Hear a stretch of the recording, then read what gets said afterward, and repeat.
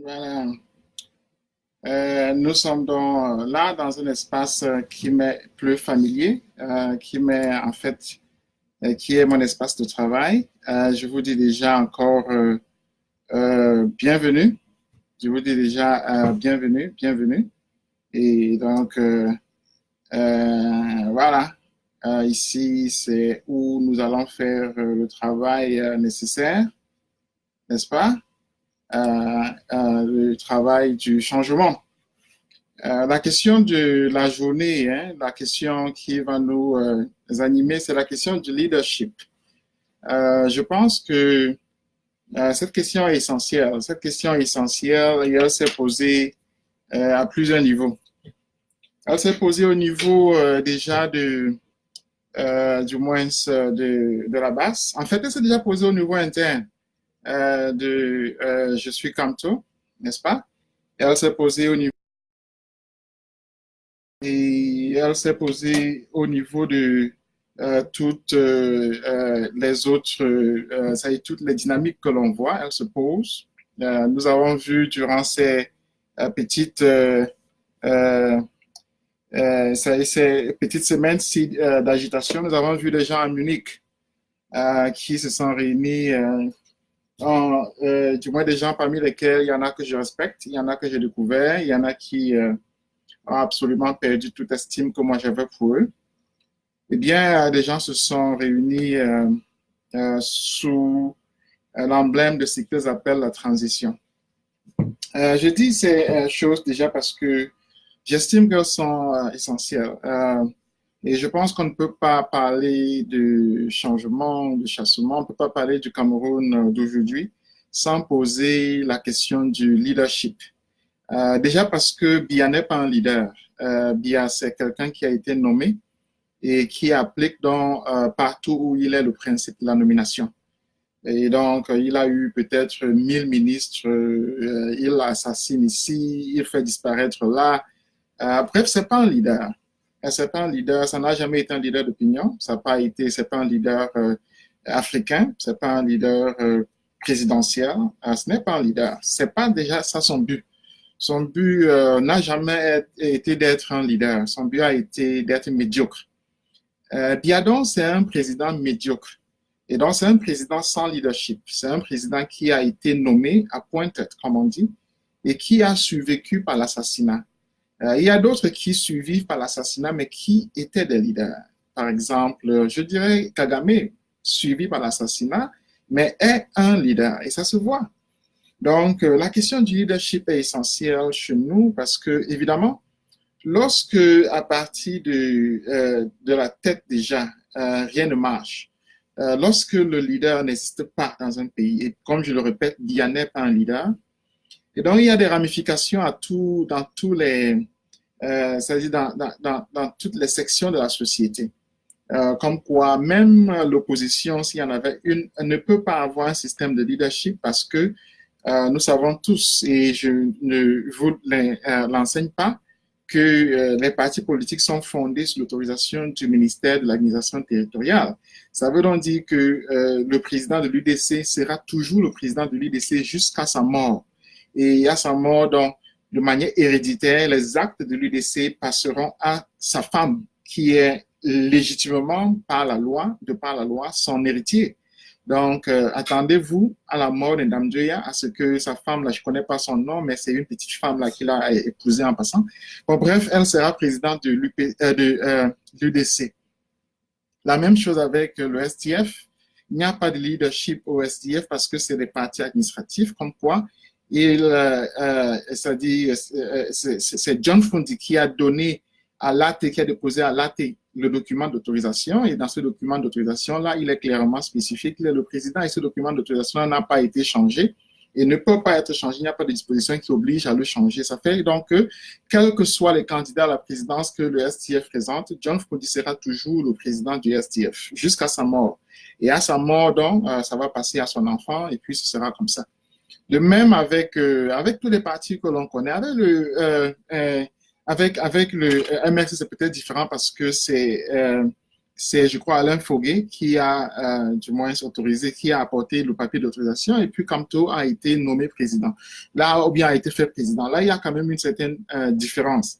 Je suis en train de dire que dans notre pays, la question du leadership ne s'est jamais posée parce que le système que nous avons obtenu de la France règle cette question-là autrement, c'est-à-dire la règle au niveau administratif. Comme quoi on est président et puis on demeure président jusqu'à sa mort. Et bien d'ailleurs à transporter ce système-là c'est-à-dire dans l'État. Comme quoi il veut être président jusqu'à sa mort. Vous voyez les gens qui parlent beaucoup là, c'est-à-dire les maîtres comme, etc. Là, son association, le REDAC, qu'elle dirait, c'est elle qui a ça, elle a confié ça à Mbé. Et donc, administrativement, c'est Mbé c'est Maxime qui sera la présidente, etc. Sinon, c'est elle. Bref, c'est fabriqué comme ça, de même avec le CPP, Kawala, des choses comme ça. Ça dit, le CPP, c'est sa chose personnelle. Donc, tant que l'administration, c'est l'administratif qui règle la question du leadership. Je crois que c'est compris. Chez nous, donc, la question du leadership ne se pose pas de manière générique, de manière organique. Elle se pose de manière administrative. La question du leadership est parfois résolue en démocratie, évidemment par le vote, c'est-à-dire le peuple sanctifie donc la personne qui a montré des qualités oratoires. La personne n'a pas nécessairement montré des qualités de gestion, donc il devra démontrer de manière oratoire qu'il a ces qualités de gestion-là. Et on peut, comme aux États-Unis, par exemple, voir dans son parcours s'il peut manifester, s'il peut donner des preuves de ce qu'il est en train de dire. Là, c'est autre chose. Vous voyez donc que la question du leadership est au cœur de la politique, que ce soit la tyrannie, que ce soit la démocratie, que ce soit les associations, que ce soit n'importe quoi. C'est-à-dire que ce soit la BAS, que ce soit GSK, que ce soit, etc., etc. La question du leadership est au centre. C'est-à-dire qui est le leader et puis comment est-ce que déjà, par rapport à ce leader-là, les relations se structurent. Dans un pays où il n'y a pas de leader, et comme j'ai dit au Cameroun, il n'y a pas de leader, il y a un président qui est nommé, donc il n'y a pas de leader.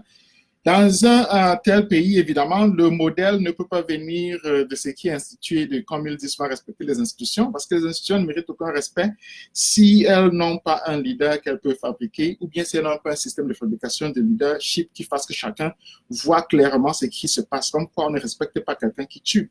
Quelqu'un qui tue, on a peur de lui, on ne le respecte pas. On a peur de lui, on ne le respecte pas. Et le moment où il perdra ce pouvoir, il sera tué lui aussi.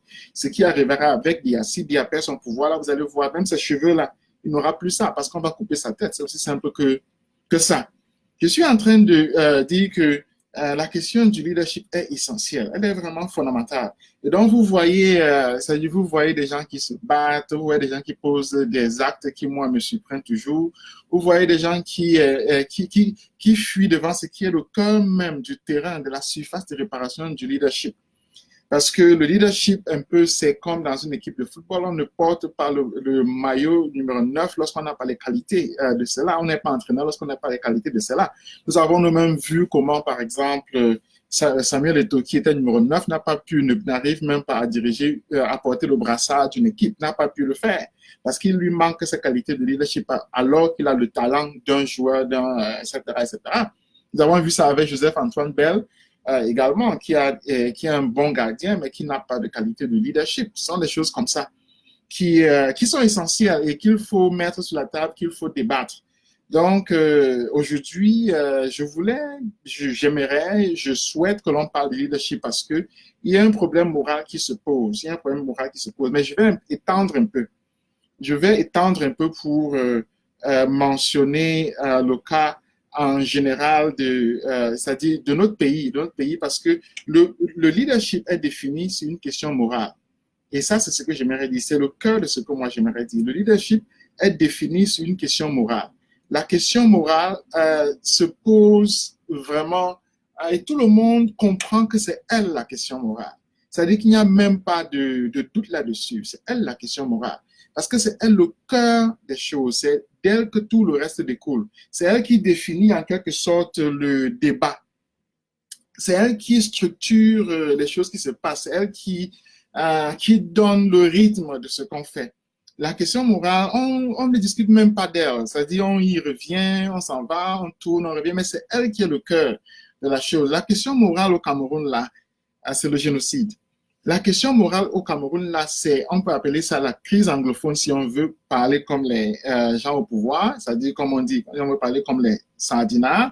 On va dire que c'est la crise anglophone, on va dire que même c'est le problème anglophone pour le simplifier. Mais si on veut le décrire tel qu'il se manifeste, du moins avec le langage que le monde entier connaît, on va dire la question morale, c'est le génocide. La question morale, c'est le génocide au Cameroun, là. Donc, ça veut dire que tout ce qu'on fait tourne autour de ça. Tout ce qu'on fait tourne autour de ça. Tout ce qu'on fait sont des embranchements de cela. Parce que c'est le cœur même de ce qui structure ce qu'on appelle d'habitude le débat politique ou bien même l'espace public. C'est ça, le génocide. C'est ça, la question morale de notre temps, de notre époque, de notre vie en général. Parce que la vie d'un être humain est plus ou moins courte. Donc, c'est ça la question morale. Donc, la réflexion même sur Biya devient dépendante du génocide. C'est vraiment ça le fondement, c'est ça le cœur du sujet, c'est ça le génocide. Donc, lorsque vous voyez quelqu'un qui s'échappe, qui évite ça, qui s'en va à côté, cette personne-là perd le temps. Cette personne-là perd le temps aux gens. Cette personne-là, en fait, est en train de distraire les gens, parce qu'elle distrait les gens de cette question morale-là. Cette question morale qui est essentielle, qui est le génocide, c'est-à-dire comment arrêter les tueries. Comment arrêter les tueries? Il y a plusieurs possibilités pour arrêter les tueries. On peut arrêter les tueries par, c'est-à-dire par le cessez-le-feu, on peut arrêter les tueries par les négociations, on peut arrêter les tueries par la reddition, on peut arrêter les tueries par, c'est-à-dire par la victoire d'une partie sur une autre. Il y a plusieurs manières d'arrêter les tueries, hein, mais ça vient donc toujours sur ce fait-là que la question morale, c'est les tueries, c'est le génocide, c'est ça, avec ces embranchements qui sont, par exemple, l'arrestation de Maurice Kamto, qui sont, etc., qui sont des moments comme ça. Les autres sont les embranchements. C'est un peu comme s'il faut voir ça un peu comme un arbre à parties. Il y a plusieurs parties, mais au cœur de ça, c'est le génocide. Lorsque donc vous voyez la question morale de notre temps comme ça, le reste devient facilement compréhensible. Très facilement compréhensible. N'est-ce pas? C'est-à-dire que si on prend du point de vue francophone, par exemple, l'arrestation de Maurice Kamto le lie automatiquement à la crise anglophone, parce que s'il n'y avait pas cette guerre-là, on ne serait même pas en train de discuter de cette arrestation. C'est-à-dire qu'il est quand même le politicien francophone qui a pris fait et cause le plus clairement pour les anglophones, et puis il est en prison. Donc c'est un peu lié, les deux sont même génériquement, organiquement liés. On ne peut même pas les séparer. On peut même dire que les anglophones sont les Bamileke, les Bamileke sont les anglophones, etc. Anglo-Bami, des choses comme ça. Mais on revient toujours sur le cœur du sujet, c'est qu'il est lié à ça. Il est lié à ça. Et donc, vous voyez, lorsqu'on continue, on prend les enfants de ces gens qui sont emprisonnés là, c'est la même chose. Ça pose un problème moral. Ça pose un problème moral. Qu'est-ce qu'on fait d'eux? Parce qu'ils sont des victimes collatérales de quelque chose qu'ils n'ont pas choisi, du moins qu'ils n'ont pas, sur lequel ils n'ont eu aucune décision. C'est pas eux qui ont décidé de faire la guerre, c'est pas eux qui ont déclaré la guerre. Mais maintenant, ils ont un problème qu'ils doivent aller à l'école. Alors, ils ne sont pas responsables de ce qui se passe dans ce pays-là, mais ils sont des victimes de cela. Vous voyez, donc, on arrive à ce fait tout simplement que la question morale est toujours au centre. Elle est toujours ça. Pourquoi est-ce que je prends ça? Pourquoi est-ce que je parle de ça? Je parle de ça parce que c'est là où le leadership se décide. C'est là où le leadership se décide. Le leadership se décide, c'est quoi? C'est la responsabilité par rapport à la question morale de son temps. C'est vraiment très simple. Le leadership, c'est la responsabilité par rapport à la question morale de son temps. Moi, j'ai entendu des gens comme Alice Combe dire Ngana, ce qui lui est arrivé en Konengi, etc. Mais elle ne me connaît pas du tout. Alice Combe, je l'aime beaucoup. J'ai supporté et je supporte sa bataille pour les homosexuels, etc. Mais elle ne me connaît pas. Quels sont les livres de moi qu'elle a lus? Quels sont les livres de moi qu'elle a lus? Elle dit, c'est parce que si ce qui lui est arrivé, arrivé quoi? Parce qu'elle m'a vu à la télévision lorsqu'elle m'a arrêté il y a 1 an. Qu'elle lise mes livres, elle verra qu'il y a un rectiligne dans ma pensée. C'est aussi simple que ça. Je la respecte beaucoup, c'est ma maman. Mais il y a un minimal de respect que l'on a pour des gens qui sont dans la scène publique aussi. C'est ce que je veux par là dire. C'est que moi, je me situe toujours par rapport au problème de mon temps. Et moi, je l'ai fait depuis que j'avais 17 ans. Donc, ce n'est pas maintenant que j'arrive parce que les boulots m'ont arrêté, alors je deviens une victime, comme elle a rencontré des criminels dans sa vie qu'elle a défendu, alors elle pense que tout le monde est un criminel. Non, il ne faut pas se tromper sur les gens. Et moi, j'aimerais le dire clairement, il ne faut pas se tromper sur les gens. Je vais prendre elle, je vais prendre Kawala. Moi, comme j'ai dit, j'ai eu pratiquement tout son bureau là sous mon payroll. Donc, je ne lui dois rien du tout. Rien du tout. Rien du tout. Elle est anglophone. Elle est anglophone. Elle vient de Santa-Pien, comme à Tangandi, comme John Fundi, comme, etc. Le type là qui avait dit que voilà, politique Njangi, ils viennent tous de Santa-Pien. Nous avons tous vu les images de Santa-Pien où les boules sont venus, ils ont exécuté des gens dans les cours. C'est-à-dire qu'ils ont abattu des gens, sinon des jeunes filles dans les cours. Les images sont là, les vidéos sont là. Elles ont secoué le monde entier. Et devant ça, cette femme-là devient entièrement aphone et elle nous parle de transition. C'est quoi ça? Elle nous parle de transition devant quoi? En tant que qui? À qui est-ce qu'elle parle? Elle est anglophone. Elle est anglophone, elle vient de Santa-Pien.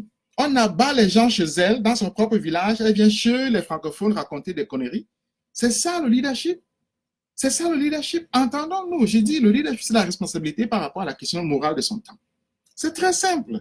Si on n'arrive pas à comprendre ça, on ne comprendra jamais rien de la politique. Alors, je ne sais pas ce qu'il cherche.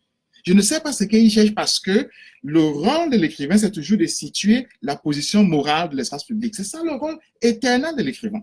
Alors, ce n'est pas de ma faute si le dernier écrivain camerounais est mort avec Mongo Biti. Ce n'est pas de ma faute si les gens comme Alice Comme croient que parce qu'elle est avocat, alors elle va définir ce que c'est qu'un écrivain. Mais moi, je lui dis que je suis écrivain depuis que j'ai 15 ans, 16 ans. Donc, je me situe par rapport à la tradition, par rapport à une tradition d'écrivain.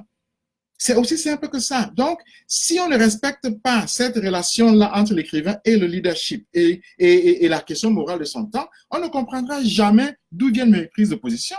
Mes prises de position viennent toujours et fondamentalement de la tradition littéraire, de la tradition de la pensée, de la tradition des écrivains. C'est aussi simple que ça. Alors, moi, je ne suis pas là en train de parler à partir du code pénal. Et moi, je vais vous dire pourquoi. Parce que le code pénal, il est lié à une époque bien précise. Le code que nous avons là, c'est un code qui date évidemment du code Napoléon, etc., de ce que les Français ont fait avec la colonisation, mais ce n'est pas une référence pour moi. Ça ne peut pas l'être, c'est absolument faux, ce n'est même pas possible. Parce que l'écrivain se situe par rapport à la question morale de son temps. Et c'est ce temps-là qui définit la position juridique que l'on va suivre. C'est aussi simple que ça. Si on se basait sur les lois, c'est que l'apartheid avait des lois. Je n'ai aucune obligation de suivre les lois de l'apartheid parce que je me situe par rapport à la position morale de mon temps. Est-ce que c'est si complexe à comprendre? Est-ce que c'est si complexe vraiment à verbaliser? Moi, j'ai été devant des policiers, devant 20 policiers, je leur ai expliqué, ils ont compris. Je leur ai expliqué. Demandez Tende, il était là, c'est lui qui était chargé de mon enquête. Lorsqu'ils m'ont arrêté à la PJ, j'ai passé 3 jours à leur expliquer ce que c'est qu'un écrivain. On a eu des discussions houleuses. Moi, je lui ai rappelé la citation, on n'arrête pas Sartre. C'est lui qui m'a d'ailleurs corrigé par rapport à elle. Alors, lui, il est un policier, il faut encore que j'explique ça à un juriste. Il faut que j'explique ça à un juriste. C'est-à-dire que l'écrivain se situe par rapport à la position morale de son temps. Deme le comprend, c'est un policier, il faut qu'on le comprenne aussi. Non, mais il faut pas quand même exagérer. C'est-à-dire qu'il y a des choses qui sont le b.a.-ba. C'est pas parce que moi j'ai 49 ans ou bien, etc., qu'on estime qu'on va parler de moi n'importe comment. Moi, je suis un écrivain et il est temps, je l'ai toujours dit, que l'on comprenne qu'au Cameroun, là, il y a un écrivain qui est là. Et l'écrivain se situe par rapport à la position morale de son temps. C'est très simple. C'est-à-dire, je répète, le leadership, c'est quoi? Le leadership, c'est la responsabilité par rapport à la question morale de son temps. C'est complexe. Si Alice comme ne comprend pas ça, je vais lui expliquer dans ma langue. Voilà. Nga ki mwani ba que aba mentiza bon loro ko jour nous a tous là. Mbunda numbo. Aujourd'hui negi. Nous c'est quoi? C'est la chose, c'est la question morale nous. Moi je suis tant nous. C'est compliqué. Nous, tant nous. Tant c'est père, nous c'est la chose, c'est l'histoire, c'est la question morale. C'est compliqué ça. Je n'ai pas besoin d'aller à la Sorbonne, d'être voilà, l'avocat, première femme avocat, d'être ceci pour comprendre ça. C'est très simple. Ça vient de la tradition bamileke, ça vient de la tradition africaine, ça vient du cœur même du sujet. Nous sommes noirs, nous sommes africains, mais respectons-nous. Je ne vais pas partir parce que moi j'ai écrit ma thèse doctorat en allemand. J'ai écrit en allemand, elle est publiée. J'ai écrit ma thèse doctorat en allemand. J'aurais fait une thèse d'État. J'ai refusé. Je l'aurais faite en allemand. J'ai refusé de faire la thèse d'État. Je suis venu aux États-Unis enseigner en allemand. J'enseigne en anglais ici, actuellement. Donc, je suis dans le parcours américain, allemand, francophone chez moi. Mais moi, je pense que nous venons de chez nous avec un certain nombre de principes qu'on doit pouvoir comprendre. Parce qu'ils sont basiques, ils sont simples. Même ma maman le comprend, c'est-à-dire même mon papa le comprend. On le dit, on dit voici ça. Le leadership, c'est quoi? Je le répète, c'est la responsabilité par rapport à la question morale de son temps. La responsabilité, c'est quoi? C'est répondre d'eux. C'est complexe, ça. Hein? Non, excusez-moi, est-ce que je suis en train de dire quelque chose qui est si complexe? Est-ce que c'est si compliqué, ça? Hein? Moi, ben, si Alice comme ne comprend pas le medium, c'est-à-dire le français, ou bien l'anglais, ou bien l'allemand, je vais le dire encore en medium. Nga ki mwani ba wu aba menti da ba mbunda kwa nom nous a tesi la aba yila ojo non negi voilà, j'ai pas besoin d'avoir 100 ans pour le dire, c'est écrit dans les livres, c'est écrit sur Shakespeare, ça se retrouve, chez Voltaire, ça se retrouve, chez Sartre, ça se retrouve, chez Thomas Mann, ça se retrouve, chez Heinrich Böll, ça se retrouve, chez Bertolt Brecht, chez Wole Soyinka, ça se retrouve. Chez Noachebe, ça se retrouve. Chez Mongo Betty, ça se retrouve. Parce que c'est comme ça. C'est pas parce que Mongo Betty est mort que c'est pas lui qui a inventé le fait d'être écrivain. C'est pas lui. C'est pas moi qui ai inventé ça. C'est ça la tradition. C'est ça la tradition sur laquelle on se situe. Donc, elle ne peut pas venir devant une télévision raconter des conneries à des gens. C'est pas parce qu'elle est âgée. Mais non, je ne suis pas là parce que je suis là pour l'argent. Je suis pas là parce que on m'a arrêté, parce qu'on m'a on ne m'a pas tabassé. Lorsque j'étais en prison, j'avais un majordome. J'avais un cuisinier, j'avais quelqu'un qui lavait mes vêtements. Je ne souffrais pas. Je mangeais ce que je voulais. On préparait la nourriture partout, on m'apportait. Je mangeais. Il y avait une campagne qui était menée pour me libérer. Et je n'avais pas besoin d'Alice comme. Donc, lorsqu'elle parle de moi, il faut vraiment réfléchir. Moi, j'aime ma maman, je l'aime beaucoup. Mais vraiment, il faut qu'elle réfléchisse. Je dis, nga kimwani ba que ba wu nga kimwani ba mentinza ba mbunda nous a tous là. Ojo non negi, aba nga kimwani là. Aba tonu là, tonu, nous, ta, parce que je ne sais pas trop si elle parle encore les langues américaines là. Ta, c'est le père, nous, c'est le problème, le cœur du sujet, l'histoire, c'est ça. Le nous, c'est quoi? C'est l'histoire qui arrive. C'est ça le problème moral. Le problème moral de notre temps, c'est quoi? C'est le génocide. Est-ce que c'est compliqué? Est-ce que c'est vraiment compliqué? Ça veut donc dire quoi? Ça veut dire que la politique découle de ça. La politique découle de ça. C'est vraiment simple. Ça dit, on ne peut pas monter, descendre, avancer, etc. sans ça. La politique découle de ça. La politique, c'est quoi? C'est organiser la vie des êtres humains pour qu'ils restent vivants par rapport, ça dit, pour qu'ils ne soient pas heurtés par ce problème moral-là. Ça dit, les sauver pour qu'ils ne meurent pas, pour qu'ils ne soient pas arrêtés, pour qu'ils ne soient pas, etc., pour qu'ils ne soient pas blessés par ce problème-là. C'est ça la politique. C'est ça la politique. Et comme j'ai dit, les instruments qui sont possibles, c'est quoi? Il y a dialogue, il y a négociation, il y a bien sûr abandon, il y a bon, victoire, et tout ça est possible.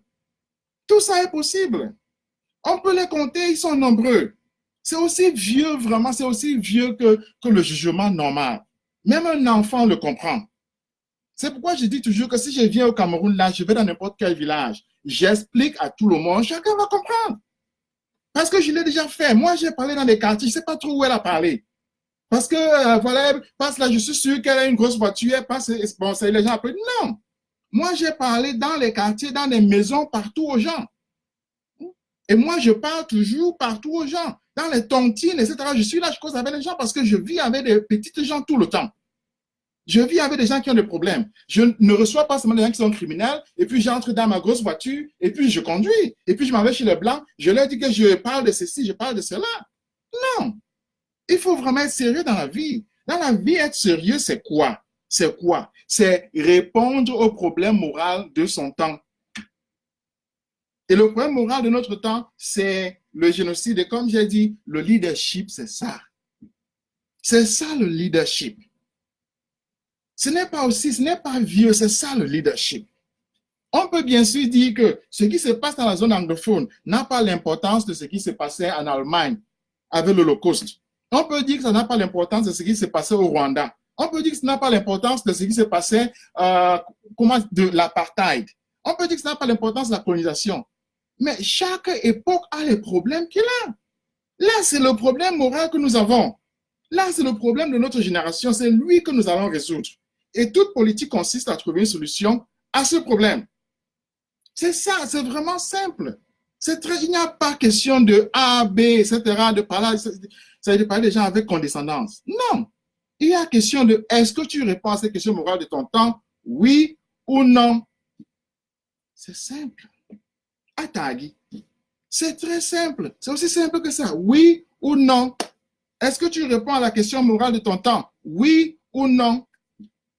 Oui ou non? C'est très simple. Alors, lorsqu'on a cette équation-là, elle est vraiment aussi basique que tout. Elle est aussi basique que tout. On peut définir de qui est farfelu et qui ne l'est pas. Est-ce que c'est compliqué? Est-ce que c'est vraiment compliqué? Lorsqu'on dit qui est farfelu et qui ne l'est pas, c'est qu'on comprend qui est leader et qui ne l'est pas. C'est qu'on comprend qui est leader et qui ne l'est pas. Moi, je n'ai pas besoin de prendre l'avion, aller quelque part pour dire ça. C'est évident, c'est clair, chacun le comprend. C'est clair. Pour répondre à la question de notre temps-là,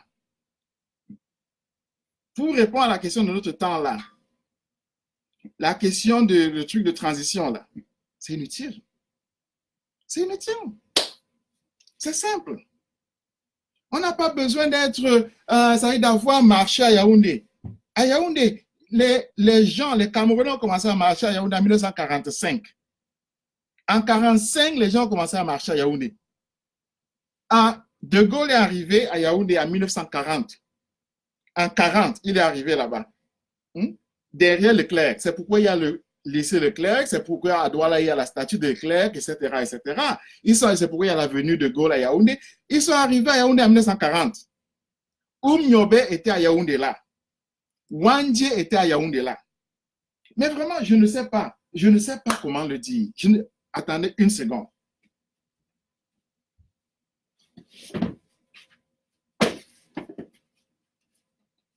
Voilà, je reviens. Voici mon livre. Il parle de ça. Voilà ça. Il parle de ça. C'est combien de pages? C'est 348 pages, traduit en allemand, en anglais. C'est écrit en français. C'est traduit en italien. Voilà ça. Voilà ça. Il parle de ça en 1940. De Gaulle est arrivé là. Wandje était là. Nyobe était là. C'est après ça que Nyobe a décidé d'aller dans la Sénégal maritime où il est devenu greffier. Il était greffier déjà à Yaoundé. Il habitait le quartier Messa. Mais combien? Ça dit, nous ne venons pas de nulle part. On n'a pas découvert les causes pour lesquelles se battre parce que les Blancs ont décidé que l'homosexualité était dans leur agenda. Alors c'est comme ça qu'on va se bâtir. Non, il faut quand même respecter notre histoire. Il faut respecter le peuple camerounais. Le peuple camerounais a une histoire que moi-même je connais. Ce n'est pas parce que quelqu'un est vieux qui va tout dire. Je connais l'histoire de ce peuple, c'est écrit dans les livres. Et ces livres-là, nous les écrivons aussi. On s'en va dans les bibliothèques, on lit, on écrit. Parce qu'on comprend d'où vient notre peuple. On comprend ce que veut notre peuple, ce qu'il a toujours voulu. C'est aussi simple que ça. Notre peuple a toujours voulu le respect, la liberté. C'est aussi simple. C'est pas notre peuple qui a inventé le maquis. C'est De Gaulle qui a inventé le maquis. Il est venu le commencer chez nous. Nous l'avons imité. Mais en l'imitant, on l'a commencé en 1945. Là, on marchait déjà pour la liberté. Donc, quelqu'un commence à marcher là en 2015 et vient même parler. Qu'est-ce que c'est? Où est-ce qu'on sort là? D'où est-ce qu'on sort? Est-ce que quelqu'un sort d'un arbre là? C'est les anglophones. Quand voilà là, les anglophones sont venus au Cameroun en 1961. En 1961, avant ça, ils étaient nigérians. 61, comptant de 1945 à 1961, ça fait combien d'années? Ça fait 26 ans. Les francophones marchaient déjà pour la liberté. Alors c'est Kawala qui vient nous raconter qu'elle marchait, etc. Mais on est où là? On ne peut pas se naître tout le temps. On ne peut pas être une génération spontanée tout le temps. Vous comprenez ce que je suis en train de dire? Je suis en train de dire qu'on ne peut pas bâtir un leadership sans racines. On ne peut pas bâtir un leadership sans racines. Et c'est ce que Et c'est ce que les gens sont en train de dire. Donc, lorsqu'on parle de la basse, lorsqu'on parle des les jeunes, etc., c'est ça, les jeunes, c'est le peuple. Qu'est-ce qu'ils demandent? Ils demandent ce que avant, en 2008, les jeunes demandaient. Ils demandent ce qu'en 2060, en 1960, les jeunes demandaient. Ils demandent ce qu'en 1945, les jeunes demandaient. Parce que lorsqu'on lit, il y a une continuité de ce que les gens demandent. Les gens demandent tout simplement d'être écoutés, c'est-à-dire d'avoir une responsabilité par rapport à la question de notre temps. C'est très simple. Est-ce qu'on a besoin de le crier, de le dire? On peut s'habiller comme on veut. C'est la seule chose là que l'on va dire. C'est-à-dire, quelle est la question morale de notre temps et quelle est ta responsabilité par rapport à celle-là? Et par rapport à celle-là, nous savons que la transition, c'est une perte de temps. C'est une perte de temps, c'est une perte de temps, c'est une perte de temps. C'est aussi simple que ça. C'est vraiment aussi simple que ça. C'est-à-dire qu'on ne peut pas, lorsqu'on a un génocide, lorsqu'on a un génocide sous la main, et nous avons un pays qui a une répétition des génocides. Je vais le rappeler. Parce que le peuple camerounais a demandé sa liberté et puis sa dignité, il y a eu le génocide de 1956 à 1959 chez les Bassas. Il y a eu le génocide de 1960 à 1970 chez les Bamileke. N'est-ce pas? Lorsque le génocide avait lieu chez les Bassas, là, les parents de Kawala étaient anglophones là au Nigeria. Vous voyez, au Cameroun, là, on faisait le génocide. 1, chez les Bassas. 2, il y a le génocide chez les Bamileke.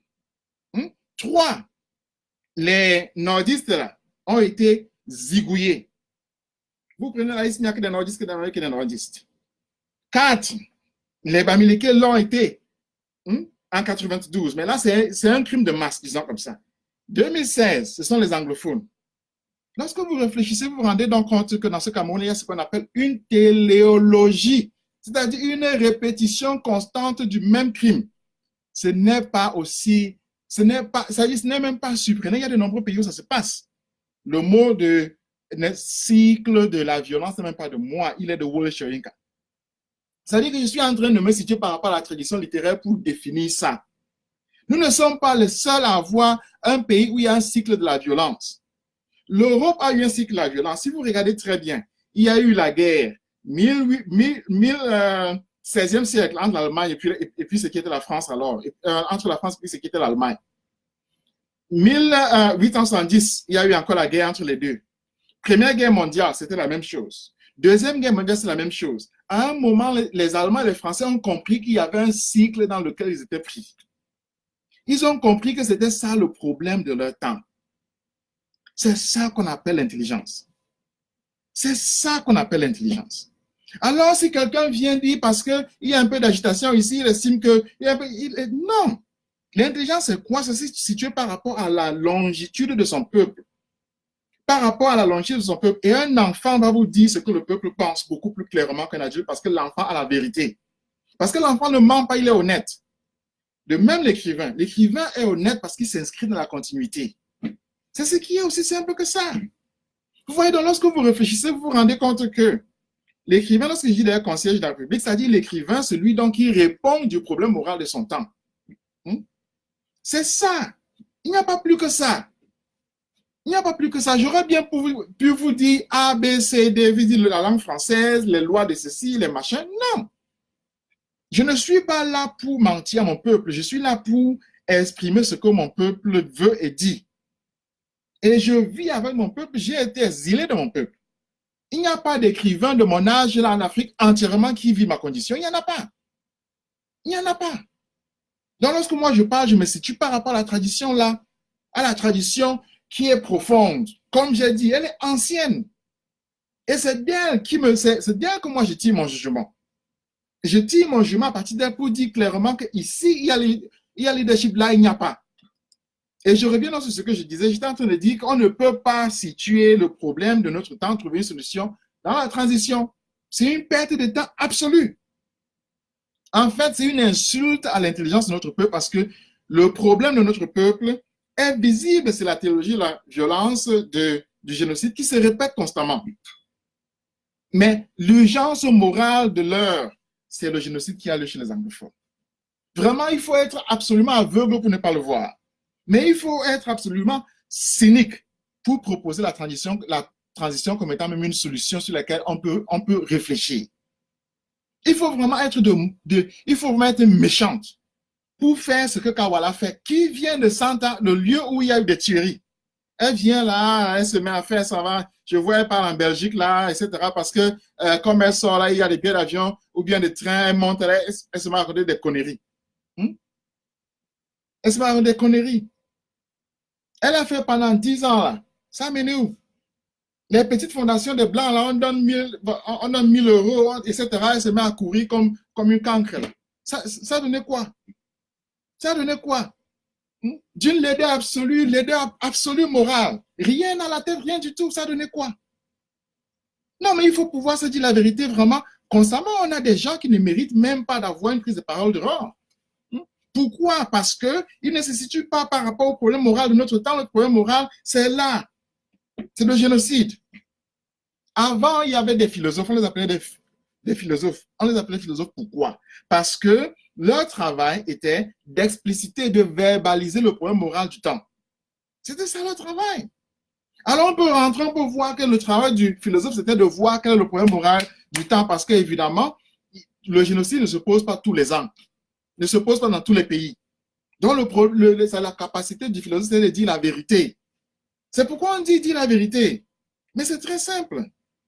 Vous voyez donc, voici un peu ce que j'essaie de vous dire. J'essaie de vous dire que le leadership, c'est la réponse par rapport au problème moral de notre temps.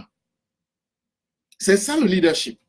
Moi, je ne suis pas là, vraiment, il faut vraiment être absolument con. Absolument con. Pour croire que moi, je suis là pour chercher à me battre pour la visibilité avec les gens comme Kawala. Vraiment pour croire que je suis en train de me battre pour la visibilité. Il y en a même qui disent que j'ai lu ça un boulot là, qui dit que je suis en train de me battre pour la visibilité avec des gens comme Ekanga. Ou bien avec des gens comme Boris Berthold, des fainéants comme ça. Que je suis là parce que dès que quelqu'un voilà, brille là, alors je me bats pour l'éteindre.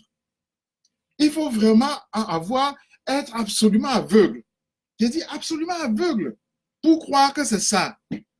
Parce que ça, je vais vous dire clairement, moi je vous ai dit que je n'ai même pas lu le programme politique de Maurice Kamto. Je ne l'ai pas lu. Je ne suis pas membre du MRC. Mais pourquoi je suis là? Parce qu'il est un personnage conceptuel qui verbalise un problème moral bien précis. Et c'est ce problème moral-là qui me concerne. Vous comprenez ça, non? Moi, je suis là lorsqu'il y a problème. On appelle ça en Modjumbo Tonu. Je suis là lorsqu'il y a problème.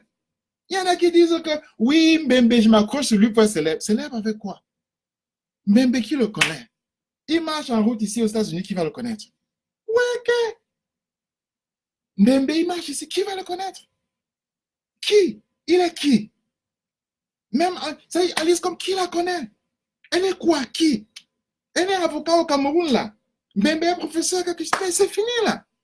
La vie est courte, très courte. Mais le problème que nous avons, il est grand. Le problème que nous avons, il est grand. Le problème, c'est le génocide. C'est ça que je dis. Je suis en train de dire qu'il faut pouvoir répondre du problème de notre temps. Et notre grandeur se mesure à celle-ci. Elle ne se mesure pas au fait que tel blanc là m'ait donné un titre de professeur, j'enseigne à telle université là, mon enfant est ici, je conduis telle voiture. On est où là? On est où là? Si les blancs n'inventaient pas les universités là, tu allais enseigner où? Tu allais enseigner où? Où? Si les blancs n'inventaient pas la voiture là, tu allais conduire quoi?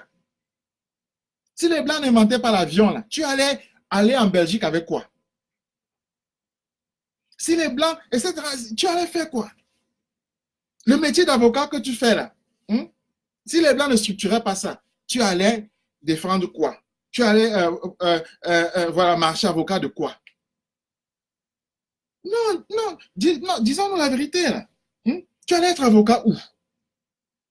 Si les Blancs ne venaient pas avec le code pénal, là, etc., le code Napoléon pour mettre sur la table au Cameroun, tu allais faire quoi?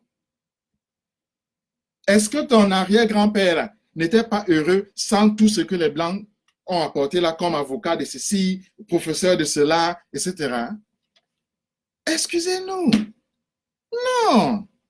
Mais le problème moral, là, génocide, là, c'est un problème. Ça, là, c'est ça le problème. Ça dépasse blanc, noir, tout. C'est un problème. C'est un problème moral. C'est ça le problème. C'est ça qu'on appelle le casse-tête de notre génération. Et si on n'a pas la capacité de répondre par rapport à lui, alors nous ne méritons même pas un peu de respect devant les gens.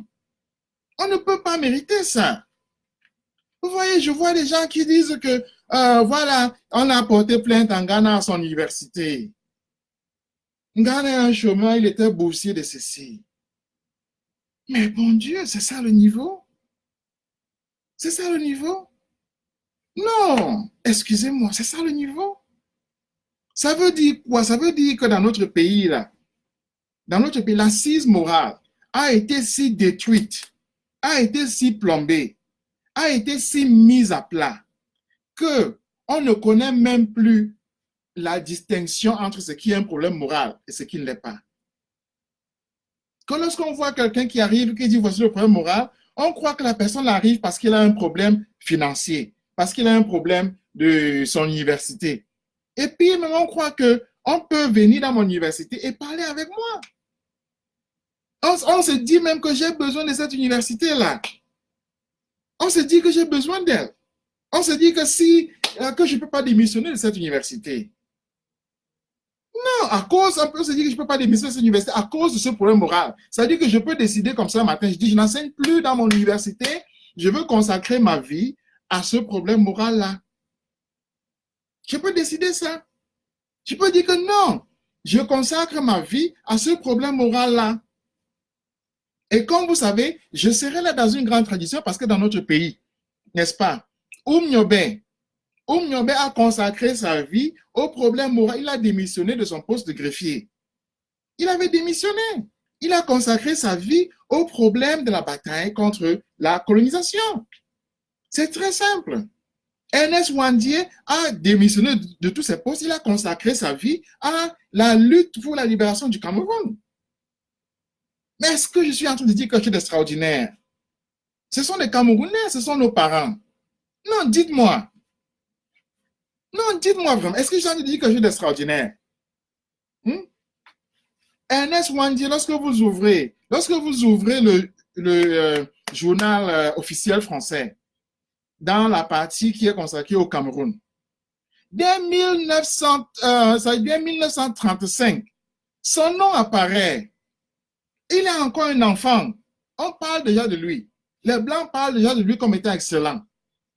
Ça veut dire que Ernest Ouandié avait la capacité d'être, s'il suivait des carrières professionnelles comme Alice, comme là, qui sont avocats, c'est qu'il serait l'un des plus brillants d'Afrique.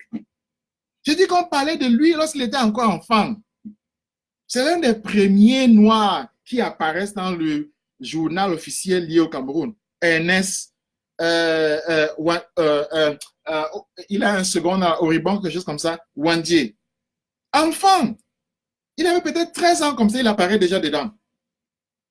Mais il a abandonné tout ça pour se consacrer au problème moral de son temps.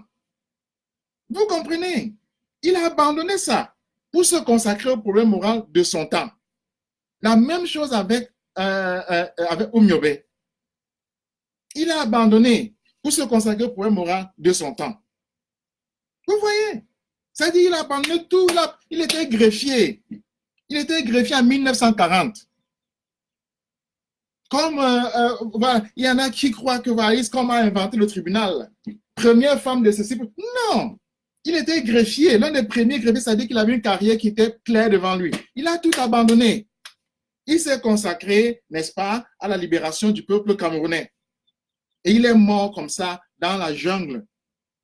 Lorsqu'il était dans le maquis là, qui le nourrissait, c'était les Camerounais, non? C'est les Camerounais qui se cotisaient pour le nourrir. C'est comme ça. Le billet d'avion qu'il a fait pour partir à New York par la 51, après avoir abandonné son boulot en 1941, comme ça, il a abandonné son boulot, 41-42. C'est-à-dire que de 41 à 51, 10 ans, c'est les Camerounais qui le nourrissaient. Les Camerounais se cotisaient et le nourrissaient, lui et sa famille. Et là, ce sont nos parents. Ça veut dire qu'il a abandonné son poste lucratif. Et nous savons très bien que le poste lucratif, c'est celui qui permet de nourrir pas seulement lui, mais aussi toutes les branches de sa famille. Il a abandonné ça. Et c'est les Camerounais qui le nourrissaient. Pendant 10 ans, jusqu'à 1951, 51, il a pris l'avion pour venir à New York, là où je suis.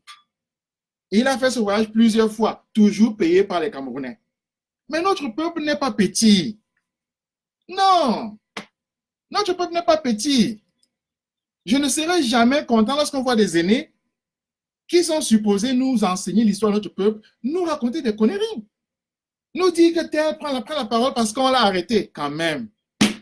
On est où là? Est-ce qu'Oumyobé, qui n'a jamais été en prison là, il a décidé d'abandonner tout là parce qu'on l'avait arrêté? Quand même. Quand même.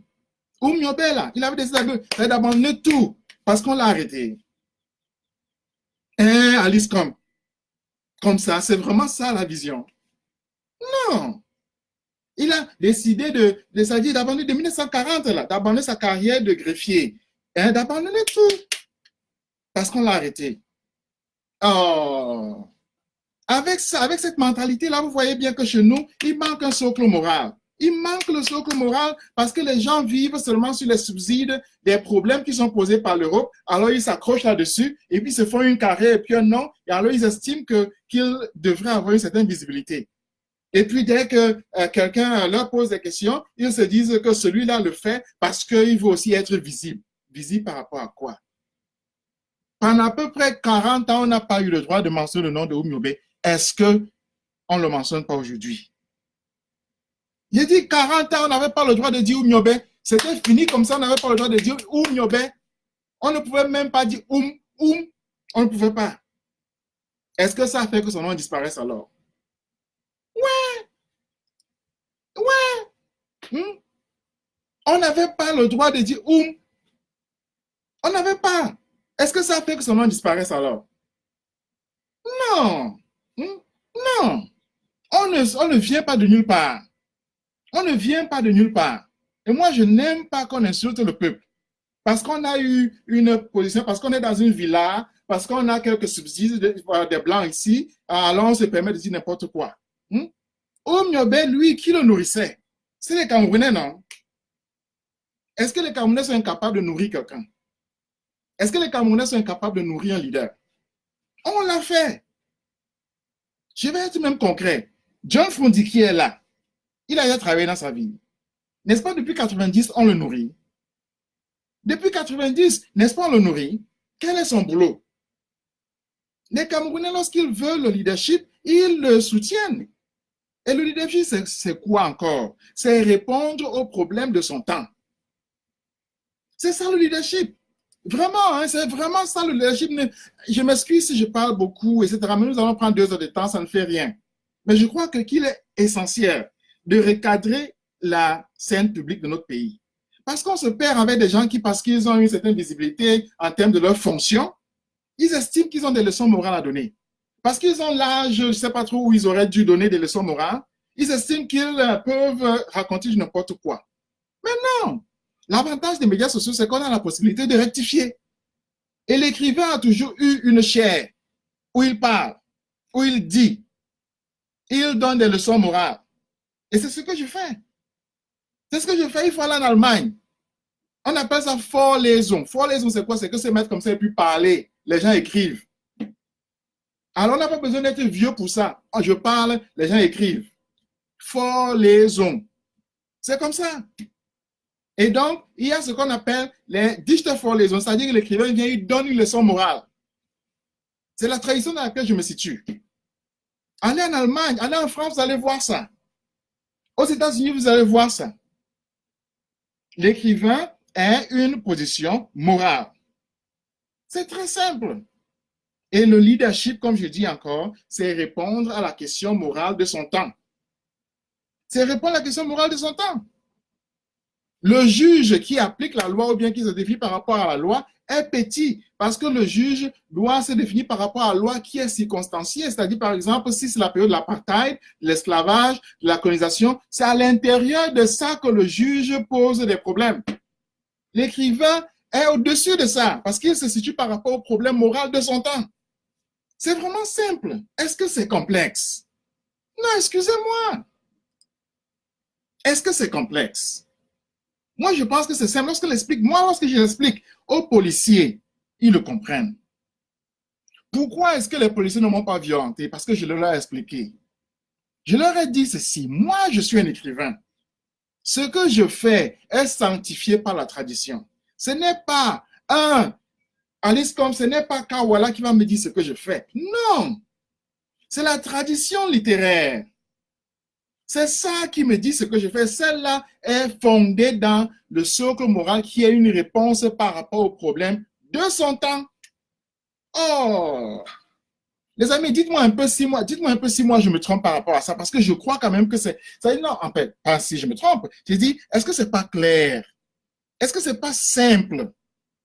Est-ce que c'est pas évident? Est-ce que c'est pas, je veux dire, liquide? Alors, si c'est si liquide, pourquoi est-ce que les gens comme les Kawala ne comprennent pas ça? Pourquoi est-ce que les gens comme les Alice Com ne comprennent pas ça? Est-ce que c'est si compliqué? Pourquoi est-ce que c'est si compliqué chez nous alors que même nos propres parents l'ont tellement compris que dans ma langue, ils ont inventé le mot tonu.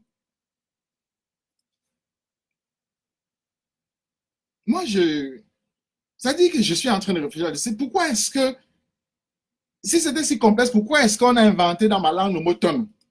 Pourquoi? Pourquoi?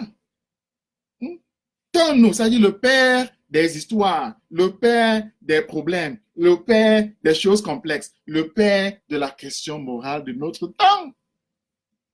C'est une langue bamileke. Bamileke. C'est-à-dire que nos ancêtres ont pensé notre être, on pense notre relation au monde, on pense notre relation à l'histoire. Ils l'ont si bien pensé qu'ils ont situé une fonction sociale comme étant celle du temps nous. C'est compliqué. Alice, comme elle est bamileke, non? Est-ce qu'elle est bamileke? Elle comprend ça, non? Mais je peux l'enseigner aux Américains, je peux l'enseigner aux Allemands. Mais pourquoi dans mon propre pays, je ne peux pas le faire? Parce que j'en ai été expulsé. Alors, entrons dans l'histoire de l'écriture. Est-ce que je suis le premier écrivain à être expulsé? Non. Est-ce que je vais encore citer? Dante a été expulsé. Bertolt Brecht a été expulsé. Thomas Mann a été expulsé. La liste des écrivains expulsés est si longue. Soyinka a été expulsé. Tous les écrivains qui se battaient contre l'apartheid ont été expulsés. Est-ce que je dois encore citer leur nom? André Brink a été expulsé. Breitenbach a été expulsé. C'est ça la tradition littéraire. Est-ce que c'est si compliqué? Mais je veux dire, on envoie les gens à l'école pour qu'ils font littérature. Qu'est-ce qu'ils apprennent là-bas? Ça se demandait. Est-ce que c'est parce qu'on voit des gens qui ont les grosses voitures, passent à la télévision, marchent avec les blancs, alors elles estiment que voilà, elles vont parler de la littérature comme si elles en savaient quelque chose. Mais non! La littérature, là, je la pratique depuis que j'ai 13 ans. 13 ans! J'ai dit 13 ans. Mais il n'y a vraiment rien dans cet espace-là qui puisse me surprendre. Parce que je vis de ça. Ça vit dans le sens de respirer. Vous comprenez donc qu'un écrivain n'a pas besoin d'enseigner dans une université. Je peux démissionner quand je veux. Si je veux, je démissionne. C'est très simple. Je viens d'un peuple qui peut s'occuper de son leader. Je viens d'un peuple où si je dis occupez-vous de moi, ils vont répondre. C'est très simple. Ils vont répondre. Vous avez compris ça? Ils vont répondre. Parce que la question du leadership est simple. La question du leadership est est-ce que tu réponds aux problèmes de ces gens-là? Est-ce que tu réponds aux problèmes de l'époque? Si tu réponds oui, ils vont te soutenir. Ils l'ont fait pour, je répète, Oumyobe, ils l'ont fait pour Wandje, ils l'ont fait pour, etc., etc. Parce que quand même, de 1956, lorsque Wandi a quitté Douala, là, où il était directeur d'école, jusqu'à sa mort en 1971, il n'a plus travaillé. Hein. Il mangeait quoi? Mais c'est le peuple qui s'occupait de lui. C'est le peuple qui s'occupait de lui. Pourquoi? Parce qu'il répondait aux problèmes de son temps. S'il ne répondait pas aux problèmes de son temps, le peuple ne serait pas occupé de lui. C'est vraiment très simple. Vous comprenez ça?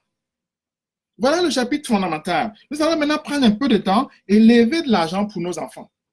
Parce que je crois, durant ces heures-ci, il faut également que moi je dise la fondation de certaines choses qui sont essentielles. On ne peut pas seulement venir ici chercher l'argent. Il faut venir ici également refonder notre République dans ce qui est le juste, le vrai, le grand, le beau. C'est très simple. Respect, c'est quoi? C'est respecter ce qui est juste, ce qui est grand, ce qui est beau. C'est ça. On ne peut pas être dans un pays où parce que quelqu'un a la Mercedes, il estime que voilà, il va raconter n'importe quoi. Mais doctorat, là, tout le monde là. Doctorat, là, c'est quoi? C'est le papier de blanc. C'est quoi ça? Comme j'ai dit, on vient d'une tradition qui a de structure. On vient d'un pays on vient d'une terre qui est structurée. Nous sommes un peuple qui a une histoire. Et nous ne venons pas de nulle part. Et l'écrivain est toujours là pour se situer par rapport à la tradition. C'est ça l'écrivain. L'écrivain est là pour continuer la tradition. C'est pourquoi l'écrivain enseigne les B à bas des choses comme qu'est-ce qu'un tonneau aux gens. Vous comprenez? Non, si on comprend ça, on a commencé à se sauver parce qu'on a résolu la question du leadership. Parce qu'on a compris ce que c'est que le leadership. Le leadership, c'est encore, je le répète, c'est la responsabilité par rapport au problème de son temps. Lequel problème chez nous, c'est le génocide. C'est simple. C'est simple. Alors, lorsque je vous dis, soyons des leaders, je suis en train de dire quoi? Je suis en train de dire que répondons par rapport à ce problème-là. Je suis en train de vous le dire. Je suis en train de dire qu'il y a des enfants là qui sont, n'est-ce pas, qui vont aller à l'école. Alors, prenons 30 minutes, prenons 1 heure de temps et cotisons l'argent pour eux. Prenons 30 minutes, prenons 1 heure de temps et cotisons l'argent pour eux parce que ces enfants-là doivent aller à l'école. Ces enfants doivent aller à l'école. Alors, si nous ne cotisons pas, nous n'aurons pas répondu aux problèmes de notre temps. Alors, cotisons, aidons nos enfants là parce que c'est eux qui vont aller à l'école, c'est eux qui sont notre futur. Cotisons.